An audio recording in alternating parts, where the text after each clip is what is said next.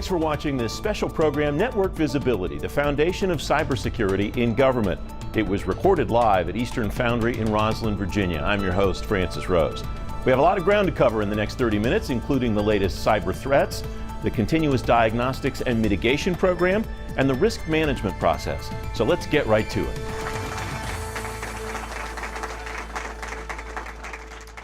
Kevin, I want to start with you. What is the evolution of this idea of knowing what's on your network and more broadly of continuous diagnostics and mitigation? So the federal government over the last 17 years has been focused on how to understand how secure the network is. For a decade, we've been focused on manually doing that, doing our authorizations of the systems, coming back 3 years later to reauthorize. That manual process has some credence in terms of waiting for the technology to catch up, but now the technology is caught up and we need to get sensors out on the network so that we can understand in real time what's happening out on those networks and understanding what is connected to the network, who's using the resources, and then ultimately any events that are happening on the network. Steve, what do you think's driven the uncertainty that government information technology people have about what's on their networks? Shadow IT is one thing I hear about. Now people are starting to talk about the Internet of Things and how easy it is to add something to a network. What are all of the factors that cause people to be unaware of what all they're responsible for? The number of people who are involved in actually deciding what's on the network. And the lack of cooperation. It's not on purpose, it's the fact that there's continual demand for those IT organizations to supply services. Mm-hmm. So you not only have this diverse set of people always asking for some new IT services and going and trying to supply that, but then you have sort of this layer of versions as well, so that you never quite know what version of software is being used and what particular installation, and it builds up into quite a chaotic mess. And of course, the continuous diagnostics and monitoring effort is at its core, and at the first layer is trying to identify and make sure that you can understand everything that is out there. Mm-hmm. It's a big undertaking, and one that we really need to get our hands around. So Jim, you're the acquisition person here. This has become challenging because the nature of the landscape changes so rapidly. Acquisition rules don't change quite that rapidly. What's kind of the state of the art for people who are trying to figure out not just what solutions they need, as Steve and Kevin can talk about, but how they get them, how they buy them, and how they get them into place in their agencies? The state of the agencies is being driven by a lot of the vulnerabilities, and what we're doing with DHS and the Continuous Diagnostics and Mitigation Program is providing contract flexibility. The initial stages of this, where the government was attempting to do continuous diagnostics and mitigation on a very large-scale basis for all of the agencies, was very product-focused, and it was only attacking the base levels of what we could see on the networks. So going forward now, it's trying to take a look at more flexible ways to do that, so that as the emerging technologies are coming to bear, they can be deployed in the government agencies and increase the visibility more rapidly. Mm-hmm. Kevin, it strikes me the flexibility is maybe the most important word that Jim used there as far as acquiring the technology that becomes available, because what you need today, I imagine, is dramatically different than what you needed 2 years ago. And what you need today probably won't be suitable for what you need a year from now or 2 years from now. Am I on the right track? Yeah, the dynamic nature of the environment, the dynamic nature of the threat, the evolution of technologies and the threat as well, it's critical that we develop the program to keep up with that. But there are some standard things that we as the federal government need to do. We, number one, need to discover what's on the network and know what's there at any moment in time. But then we need to give visibility on each thing connected to the network and have that report back centrally and be able to dashboard that so that we can have our analysts look and see when something's happening on the network, when we need to get incident responders out there, and at the end of the day, making sure that we're managing risk throughout the network. We've talked a little bit about how the defense of the network and the information has changed, Steve. How has the threat landscape changed? What can the hackers do now that they couldn't do before, and how is that impacting the way that people like our other guests try to figure out what they need to do to stay ahead, if that's even possible? it's a large topic, and I could spend hours talking about bits and pieces of it, but maybe just focusing on the use of encryption by malware, which to me is fascinating. So malware's main job, once it gets onto a system, is to hide. And initially what malware designers would do is they'd actually use encryption to encrypt the code itself. They'd do other things as well to obfuscate its presence on the machine.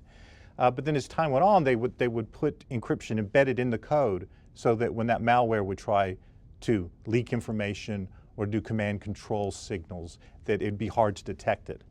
But as the malware vendors matured, they actually started using the security transport protocols that exist on our systems, SSL and TLS. And they started hiding under that legitimate looking traffic. So if they just encrypted their traffic, it would look a little bit different. But if they go under the same protocols that all the other applications use, it's very hard to identify them. Fortunately, there are methodologies, but if you look at what the designers of malware are doing, they're literally mirroring what the experts in the field do to protect their own resources. It's a fascinating subject. They're spoofing the good guys, essentially. Absolutely. And sometimes, in some cases, it looks like they're doing a better job than we are. So we might want to learn from some of their techniques. Kevin, we just have a minute or so left. What do you see? I obviously don't want you to give away secrets that the bad guys can manipulate, but what do you see now that you didn't see before? And what do you anticipate seeing, if that's possible, a year, 2 years, 5 years out? Well, it's the idea that the threat is evolving. So we see the recent WannaCry incidents where the focus was really encrypting the entire drive so that folks had to pay to get their data back. And so a lot of what we need to do is, because of the malware being encrypted on the network, we really need to get down to the endpoint, to the laptop, the desktop, et cetera, to get visibility on what's happening there and being able to report that back. So it's really a change in strategy, in some ways on a day-to-day basis, changing tactics to get in front of that threat and making sure we have the right technology there to get the visibility. 30 seconds, I read over and over again the government did not suffer from WannaCry to the extent that the private sector did. Why do you think that was? Well, I think that our organizations, US CERT, the NCIC, had gotten notice out on the importance of the patch. So the Microsoft patch associated with the vulnerability back in March. So I think a lot of the agencies were in front of it to get patched. But with this type of dynamic environment, we don't want to sit back and say, hey, we really handled that incident well. We really need to be pressing forward and making sure that when the next incident comes, that we're as prepared for that as we were in this case. And that's, a lot of that is due diligence, a lot of it is having the situational awareness, and then just keep pressing forward to make sure that we're following the processes, using the technology in the right way, and getting the visibility there. Up next, a deep dive into Homeland Security's CDM program, how it will enhance agencies' ability to respond to emerging cyber threats. You're watching Network Visibility. Government Matters, the only show covering the business of government, exploring trends in the federal community, and bringing the leaders of industry and government together on the issues that impact you. I'm Francis Rose. Join me for the latest federal news and in-depth interviews on tech, security, defense, workforce, and industry. Issues that matter, the business of government.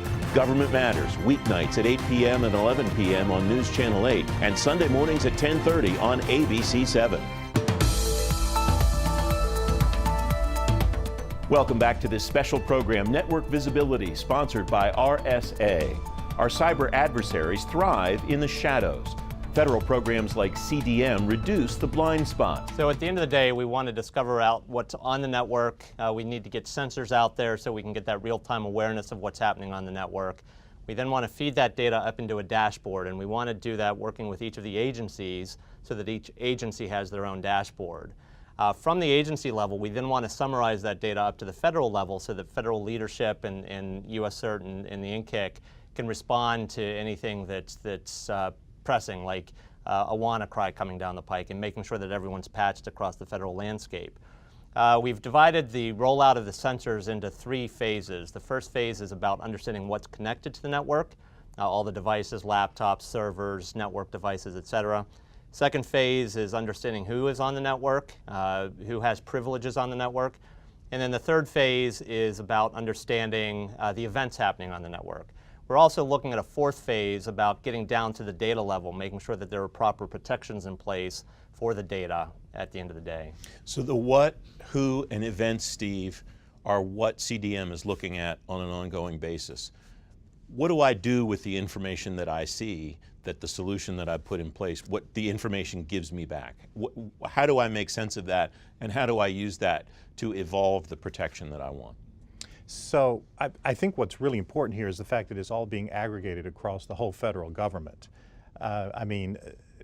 Basically it means that the federal agencies working together can protect themselves better than they could on their own. So it's a very important aspect of that. But as the individual agencies are looking at the data that's being collected and how to react to it, I think what's important is to provide context as the data is being collected, to maybe tag the data, to make it easy as you look through the data to relate different pieces of information that you've collected to other pieces of information. Now I know that we're looking in the program at making sure that there are standard methodologies and standard pieces of information that are being collected, and for a particular agency to understand which of those are most important for them and how to look through that material and put together the appropriate vision of what the risk really is to that organization, I think is the most important thing. How much of that tagging is art and how much of it is science? Well, there's a lot of art involved, but fortunately it's done over and over again. And there is a lot of practice, which allows organizations and everybody in this space to determine what the appropriate metadata, for lack of a better term, should be. You can talk to experts in the field and they can identify the particular metadata. But you know, as the attackers change, as the threat landscape changes, you may need to update that information and maybe produce other pieces of metadata. Jim, for an agency that maybe has not been as judicious and forward-leaning as it should be, they're hearing these gentlemen talk and they're going, I need to get that. How do they go about doing that? What solutions can you offer in the acquiring of the stuff? There's a couple ways that an agency can do that. First is they can participate actively in the CDM program. Kevin's office through DHS CDM has an extensive outreach program that they're running where agencies can contact them, on board, get participating. They can participate in the operational testing of the CDM solutions that are going into their agency. It's a really active and dynamic program that Kevin runs. The second way they can do it is they can use the GSA vehicles to go on their own and use their own appropriation to go and fund and acquire their CDM solutions that are good for them. Now, tying together what Kevin said is we're rolling this out in 3 phases and we're trying to aggregate this and do this on a large scale for the federal government. This is one of those missions that DHS has to take on. This has to be a success. And this is a do it at all costs. But the problem is we're in an economically constrained environment, so there is some budget. So by partnering with FedSim in order to accomplish this and doing it programmatically across all of government, we not only accomplish a mission at all costs, but we can do it very affordably. So I have the option, if I want to go off on my own and figure this all out from scratch, I could do that, but it sounds like the road to success is coming to somebody like you who is already working with DHS, already has these things negotiated, and it sounds like a turnkey solution. Absolutely. Am I reading it right? Absolutely. The CDM BPA that is in place right now has gotten government pricing on most of the tools at a very, very affordable prices. Some of the numbers that Kevin and I have quoted in the past are up to 70% on some of the cybersecurity tools, and programmatically across the board better than 30%. All right, Steve, I want to come back to what you mentioned a moment ago about just the stuff, the amount of information, the amount of data. We have about 30 seconds left,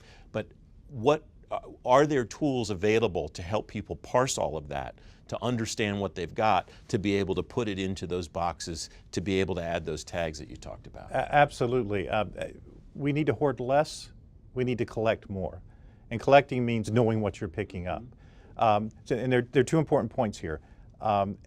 If you tag the data appropriately, it's easier to relate it later. But it also means that you may not have to keep the raw data. So just to be clear, let's say you're doing full packet capture, which is in phase 3, and which means that you're looking at everything coming off the network. That's a lot of data. You can't keep it all. But if you take key parts of that data, you can keep that for a lot longer, which means that when you have to do your forensics, which is going to happen every once in a while, you've just got a longer view into the past and a better chance of finding out what went wrong. The shadows that obscure federal networks can seem overwhelming when IT leaders look at all the data pouring in. We'll pick things up there when Network Visibility continues. Government Matters, the only show covering the business of government, exploring trends in the federal community, and bringing the leaders of industry and government together on the issues that impact you. I'm Francis Rose. Join me for the latest federal news and in-depth interviews on tech, security, defense, workforce, and industry. Issues that matter, the business of government. Government Matters, weeknights at 8 p.m. and 11 p.m. on News Channel 8, and Sunday mornings at 10:30 on ABC 7.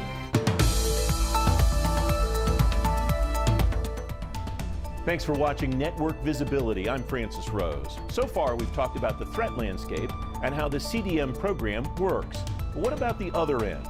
Here, RSA's Steve Schmaltz makes sense of the data deluge.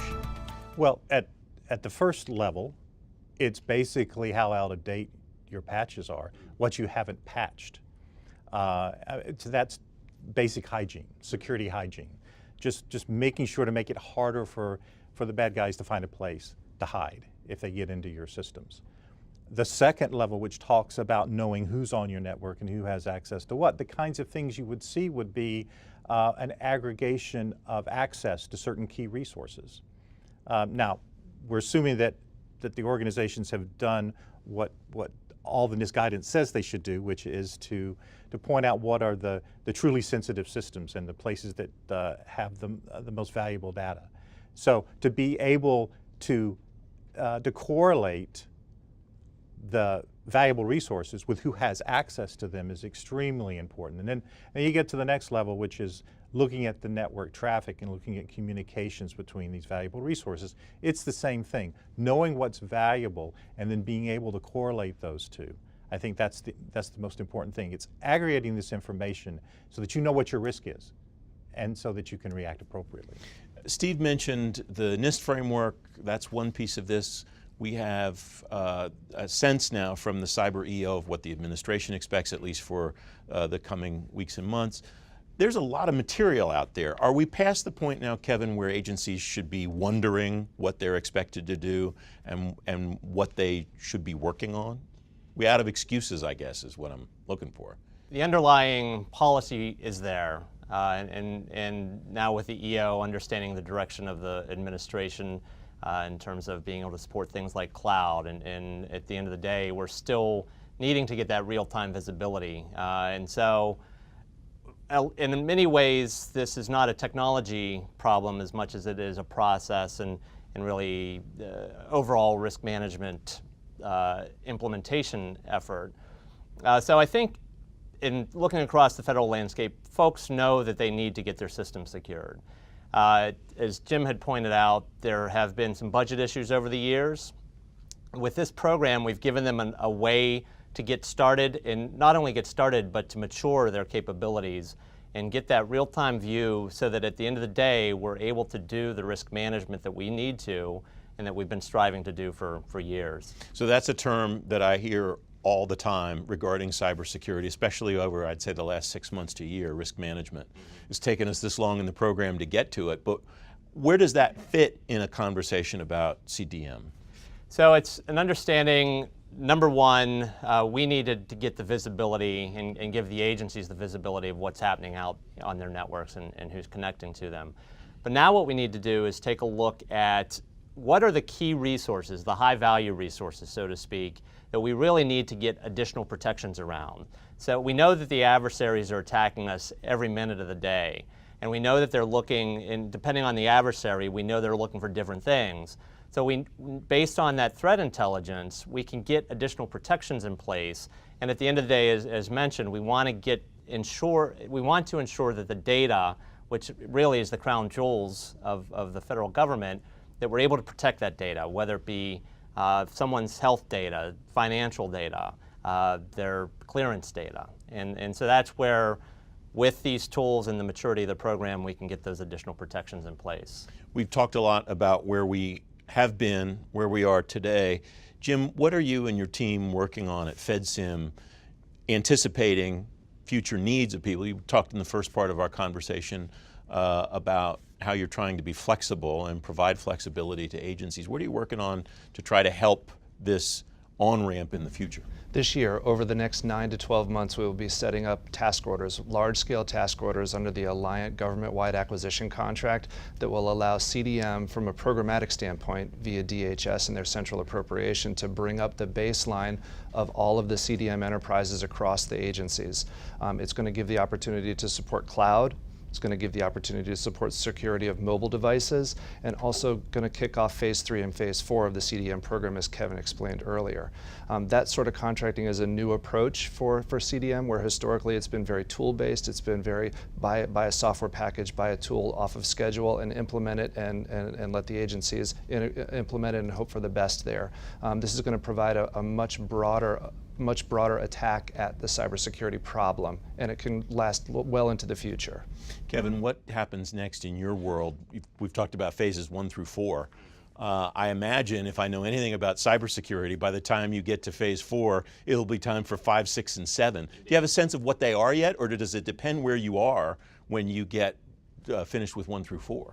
I think it depends on where we are at the time. It depends on the evolution of the threat. But at the end of the day, what we're really focused on right now, working with Jim's folks, is to get phases 1 and 2 completed, get that real-time visibility with the agency dashboards, the federal dashboards, and then to be able to move on to phase 3 and really to move from that manual risk management process to a more automated, more real-time awareness of, at any moment of the day, we know what's happening on a particular device or on a particular system, and just giving the system owners, the leadership, the assurance that their systems are secure.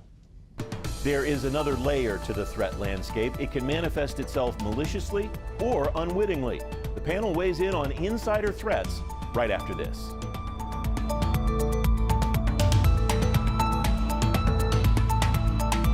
Government Matters, the only show covering the business of government, exploring trends in the federal community, and bringing the leaders of industry and government together on the issues that impact you. I'm Francis Rose. Join me for the latest federal news and in-depth interviews on tech, security, defense, workforce, and industry. Issues that matter, the business of government. Government Matters, weeknights at 8 p.m. and 11 p.m. on News Channel 8, and Sunday mornings at 10:30 on ABC 7. There's a renewed urgency in government to address the threat that insiders or authorized users pose to federal networks. It's one thread that ties together everything that we've talked about so far. So I think there's two approaches. I mean, one is sort of the approach that people tend to talk about, which is that you get as much data as you can. You track the individual behavior. You try to build up a model so that you can predict what looks normal for either that individual or that class of individuals. That's hard. It can work, but it'll throw up a lot of false positives as well. And if you've ever worked in the government and you've ever worked in an organization where you've had that kind of responsibility, you're used to the fact that, you know, every once in a while people have to ask tough questions just to make sure that nothing bad is going on. But there's another approach, and that is to make sure that you put appropriate governance in place and that the managers of the people who have access to very sensitive stuff are involved in decisions about who has access to what. Get the information from what CDM can offer about who has accessed what. That you make sure that there's a process in place to bring the resource owners into the decision of who has access to things. And then you review audits of that activity. So to me, putting those two together will give us a chance to get a handle on the insider threat. And so I wonder if some of the breakthroughs that you're making with CDM are going to be helpful in doing what Steve just suggested a moment ago, in showing us what somebody should and shouldn't be doing and what's normal for somebody, even when they do something that they don't have any idea that they're doing. Right, and that's in terms of, again, we want to get agents down, software down to the endpoints so that we know when a user is on that device, we know what they're doing, what they have access to, whether it's malicious or accidental, whether they have taken an action that could impact the data on that system, could impact other systems on the network. And it's really just a matter of following the model we're building with CDM, of building out the sensor base, being able to monitor those malicious type of activities or those anomalies, and be able to get folks on it, analysts, to look at it and say, is that normal or not, and investigate that. When you look back 2 years from now or 5 years from now at what you've accomplished between the beginning of the CDM effort or today and then, how will you judge whether you've been successful or not? Not just you personally, but your entire team. Yeah, at the end of the day, right now we're focused on deployment, making sure that the tools get out there, that the dashboards get out there, that the folks are able to be trained up to use those tools. What we're really focused on, though, is the mission outcomes. Are we able to measure that the federal networks are more secure today than they were 5 years ago? And so we can look at the vulnerability posture, patch posture.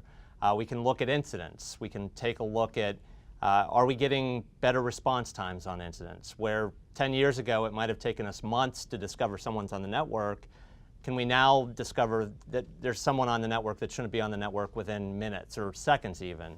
So that's really where we want to get to, is being able to measure those mission outcomes and be able to show objectively that we have, yes, made the federal networks more secure.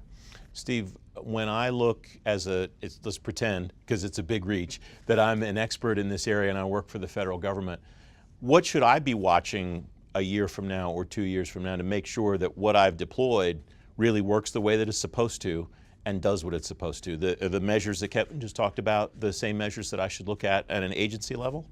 Absolutely. Developing these measures is a work that needs a group to accomplish effectively. And the fact that we're aggregating this across the federal government is a big help to the agencies. They should follow that model.